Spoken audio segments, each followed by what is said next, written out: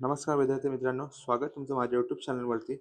आज आपण इयत्ता तिसरी धडा 7वा समीरची कल्पकता या धड्याविषयी जाणून घेणार आहोत.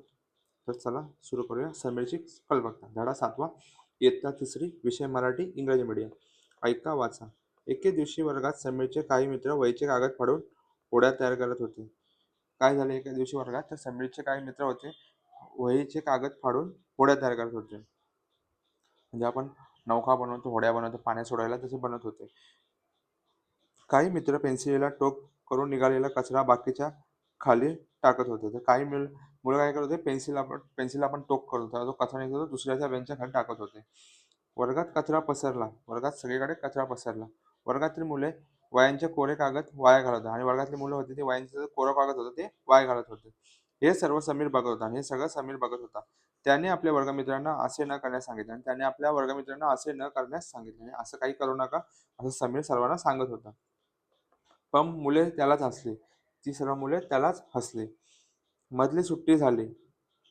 मुले बाहेर गेली. समीरने सर्व कागद गोळा केले. ते कागद व्यवस्थित लावले. मग मधली सुट्टी झाली. आपला मधला ब्रेक होतो तसं झाला आणि मुले सगळी बाहेर गेली. मग समीरने काय केलं, जे खाली पडलेले कागद होते ते उचलले. ते कागद व्यवस्थित लावले आणि ते कागद त्याने व्यवस्थित लावले. आता पुढे पाहूया. त्या कागदांची एक सुंदर वही तयार केली. त्यांनी त्या कागदाची सुंदर वही तयार केली. पेन्सिलीचा सर्व कचरा त्याने गोळा केला आणि तो कचरा होता तो त्याने गोळा केला आणि पेन्सिलीच्या कचऱ्यापासून वेगवेगळ्या आकारांची सुंदर चित्रे तयार केली आणि पेन्सिलचा जो कचरा होता त्यापासून वेगवेगळ्या आकाराची सुंदर चित्रे तयार केली व चित्रकलेच्या वहीत चिकटवली आणि ती सर्व चित्रे त्यांनी चित्रकलेच्या वहीत चिकटवली. बाई वर्गात आल्या. त्यांनी चित्रकलेच्या वहीत चित्र काढण्यास सांगितले आणि जेव्हा बाई वर्गात आल्या, चित्रकलेचा तास होता, तेव्हा त्यांनी चित्रकलेच्या वहीत सर्वांना चित्र काढण्यास सांगितले. समीरने पेन्सिलच्या कचऱ्यापासून तयार केलेले चित्र बाईंना दाखवले. समीरने मग काय केलं, की त्यांनी जे चित्र काढलं होतं पेन्सिलीच्या कचऱ्यापासून, ते चित्र बाईंना दाखवलं.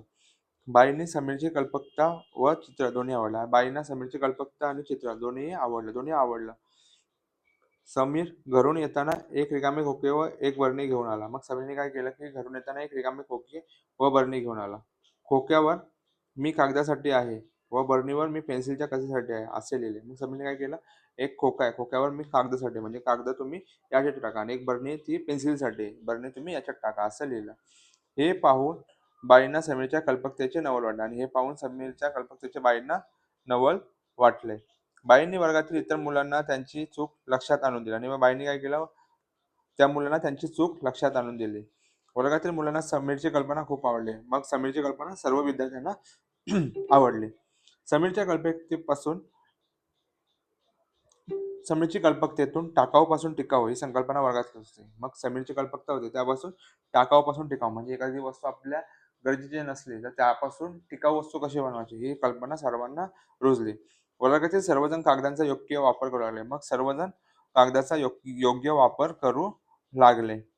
पेन्सिलीच्या कचऱ्यापासून विविध चित्रे तयार करून वर्ग सजवला. मग सर्वांनी काय केलं, पेन्सिलचा कचरा होता त्यापासून विविध चित्रे तयार करून आपला वर्ग सजवला. बाईंनी सर्वांचे कौतुक केले. मग बाईंनी काय केलं, सर्वांचं कौतुक केलं.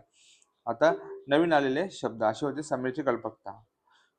नवीनता, नाविन्य, नवल, आश्चर्य, टाकाऊ, उपयोगी नसलेले, टिकाऊ, वापरण्यायोग्य, संकल्पना, विचार, रुजली, मान्य झाली.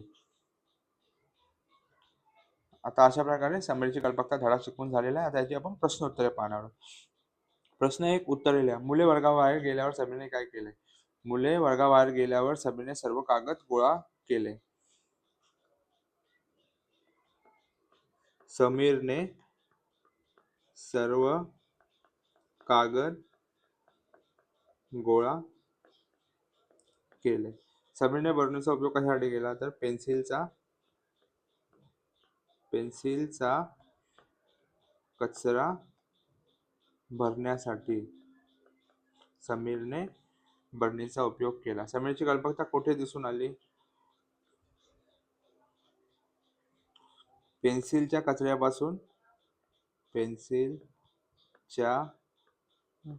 कचऱ्यापासून चित्र बनवताना समीरची कल्पकता दिसून आली. मुलांनी आपला वर्ग कसा सजवला? तर पेन्सिलच्या कचऱ्यापासून विविध चित्र काढून का ते लिहा. प्रश्न दुसरा, का ते लिहा. वर्गात कचरा पसरला होता कारण सर्व मुलांनी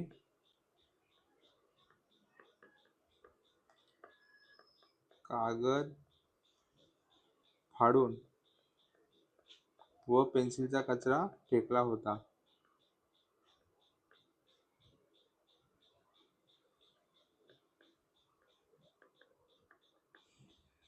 समीरच्या कल्पकतेचे बाईला नवल वाटले कारण समीरने पेन्सिलच्या कचऱ्यापासून चित्र बनवली होती. समीरने घरून येताना रिकामे खोके आणले कारण कागदाचा कचरा गोळा करण्यासाठी. बाईंनी सर्वांचे कौतुक केले कारण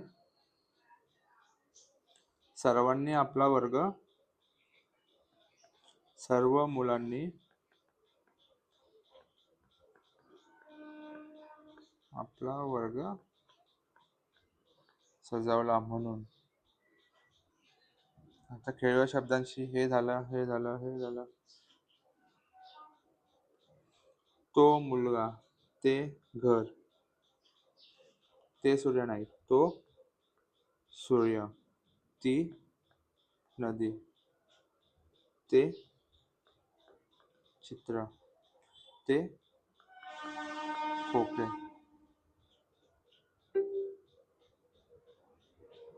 ती सुट्टी.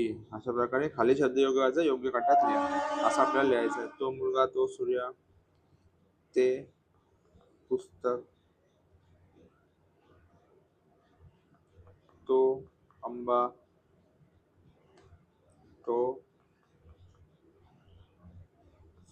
ते कागद, ती वही झालेला आहे. नवल वाटणे, आश्चर्य वाटणे. समीरची कल्पकता पाहून बाईंना नवल वाटले.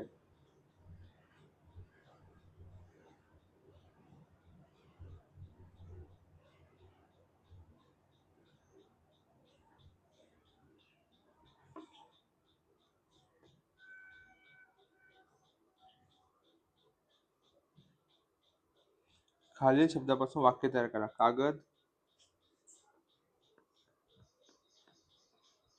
कागदाचा वापर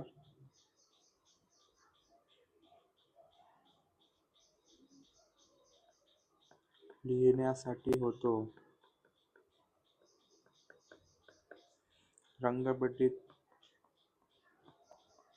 रंगपेटीतील रंग वापरून चित्र रंगवता येतात. सरळ रेषा पट्टी वापरून काढता येते.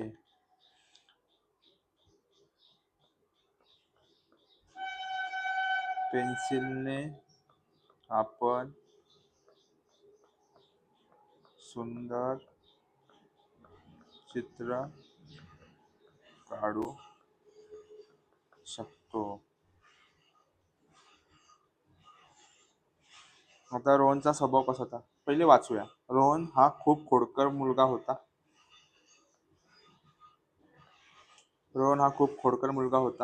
तो इकडे तिकडे कचरा टाकायचा तर कधी हात न धुता जेवायला बसायचा. हे शिक्षकांच्या लक्षात आले. शिक्षकांनी परिपाठात स्वच्छतेचे महत्त्व समजावून दिले. चांगल्या सवयी लहानपणी लागल्या तर आयुष्य सुंदर होते. रोहनला आपल्या चुकीची जाणीव झाली.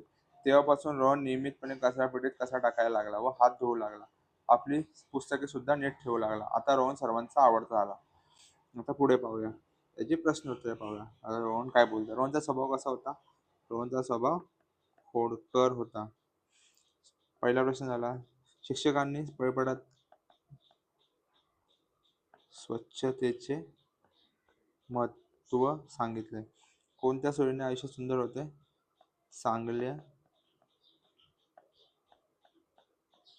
सवयींनी आयुष्य चांगले होते. रोहनला चौकीची जाणीव कशामुळे झाली?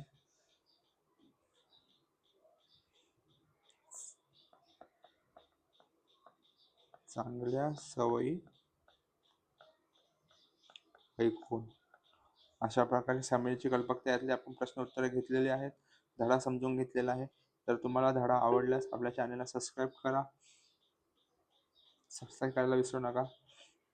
जास्तीत जास्त मुलांपर्यंत आपले व्हिडिओ पोहोचवा. व्हिडिओला लाईक, शेअर, कमेंट करा. चॅनल सबस्क्राईब करा. धन्यवाद.